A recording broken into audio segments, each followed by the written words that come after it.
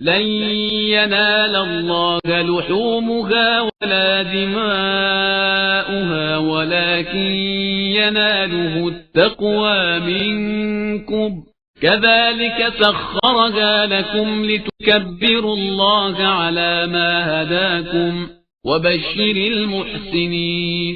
خدا تک ان جانوروں کا گوشت جانے والا ہے اور نہ خون. اس کی بارگاہ میں صرف تمہارا تقوی جاتا ہے.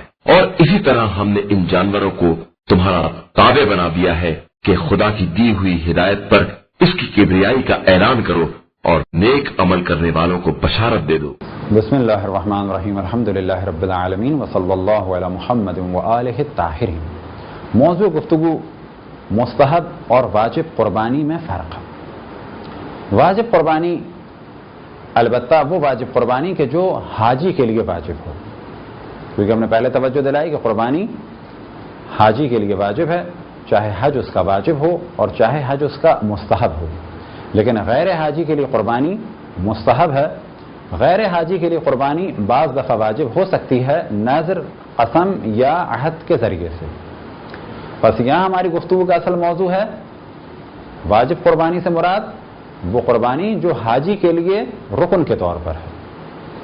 بس پہلا فرق دونوں قربانیوں کے درمیان یہ ہے کہ حاجی کے لیے قربانی واجب ہے اور ایک رکن ہے اور اس کے بغیر حج نہیں ہوگا. البتہ اس کے طویل مسائل ہیں کہ اگر کوئی قربانی نہ کر سکے تو کیا کرے.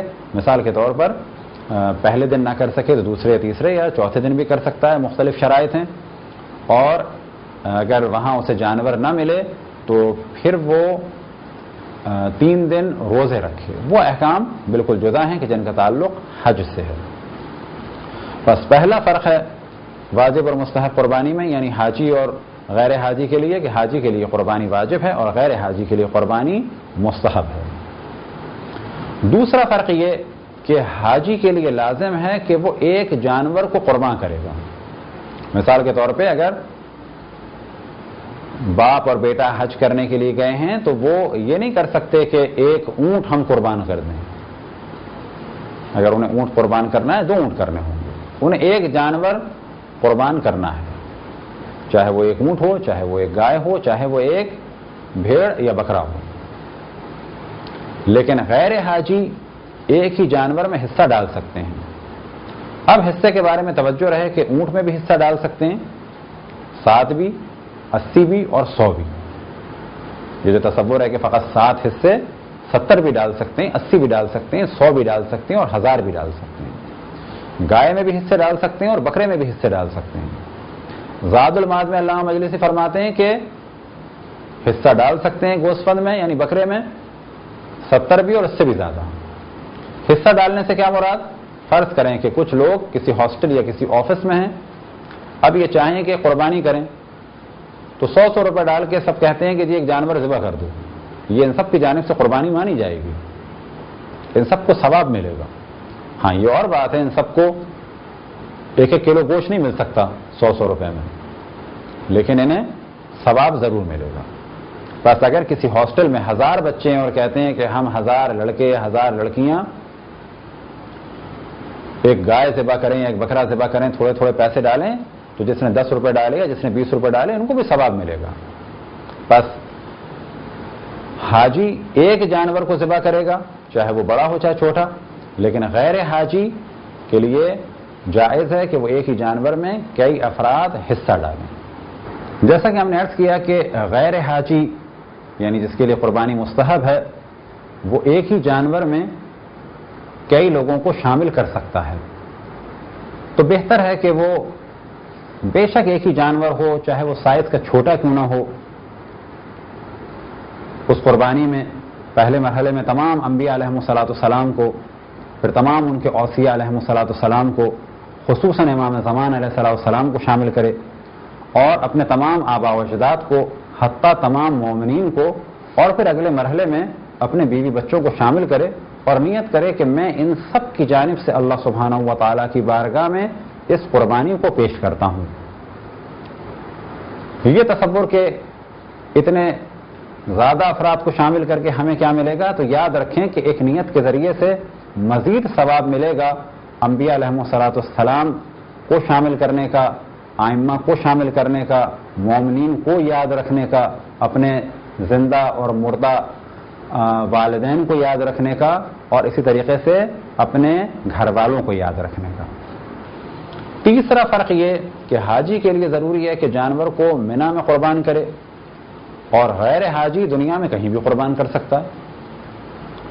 چوتھا فرق یہ کہ حاجی عید الاضحیٰ میں قربانی کرے گا، لیکن غیر حاجی عید الاضحیٰ کے دن بھی قربانی کر سکتا ہے، اور اس کے 2 دن بعد بھی کر سکتا ہے، یعنی 10 کو بھی کر سکتا ہے، 11 کو بھی کر سکتا ہے، 12 کو بھی کر سکتا ہے۔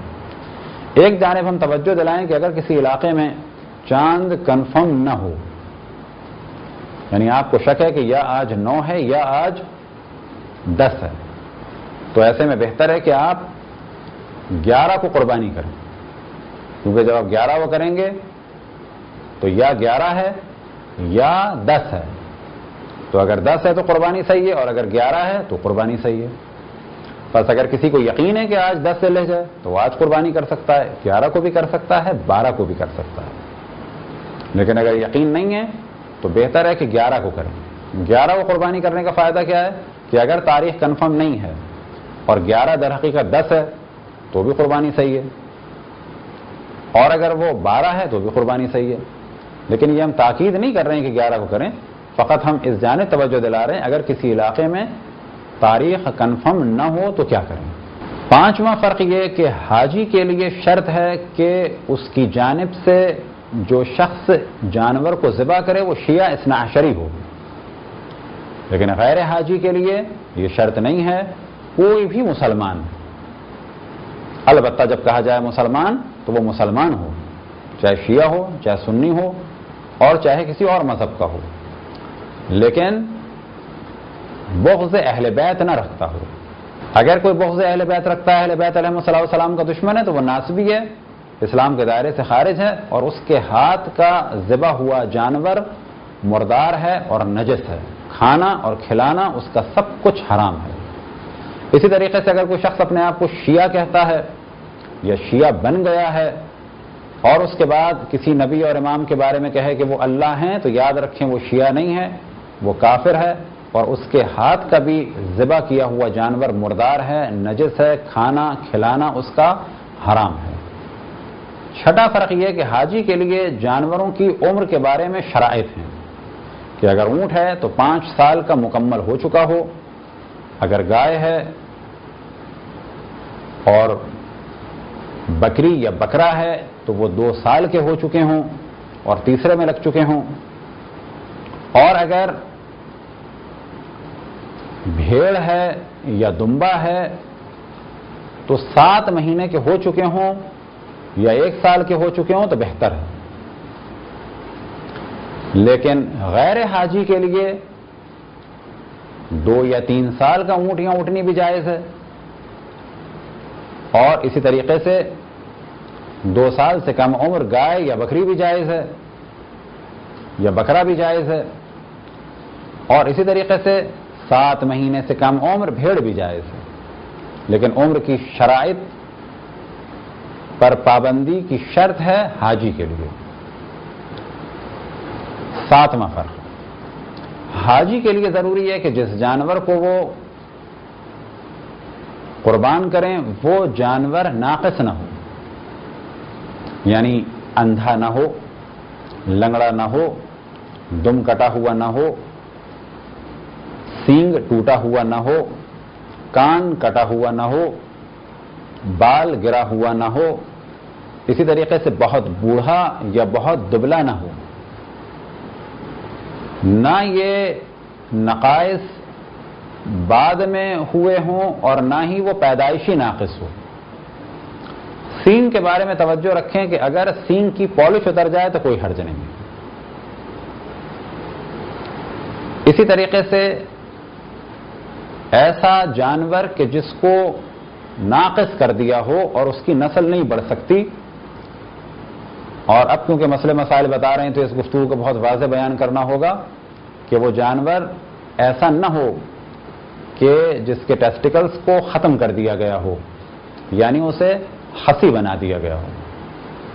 بس اگر خسی جانور ہے تو تو اس کی قربانی حج میں نہیں ہو سکتی، لیکن غیر حاجی ناقص جانور کی قربانی کر سکتا ہے، لیکن تاکید یہی ہے کہ جو شرائط حج کی ہیں ان پر عمل کرے تو بہتر ہے۔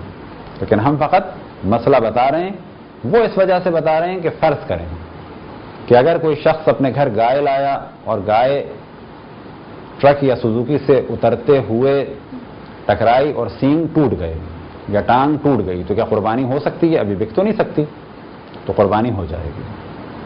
آپ ایک جانور لائے اور صبح جب اس کو چارہ دکھایا اس طرح تو پتہ چلا وہ دیکھ ہی نہیں رہا، نابینا ہے، تو اب کیا کریں؟ کیا اس کو کسی کو بیچ سکتے ہیں؟ دھوکہ دینا حرام ہے۔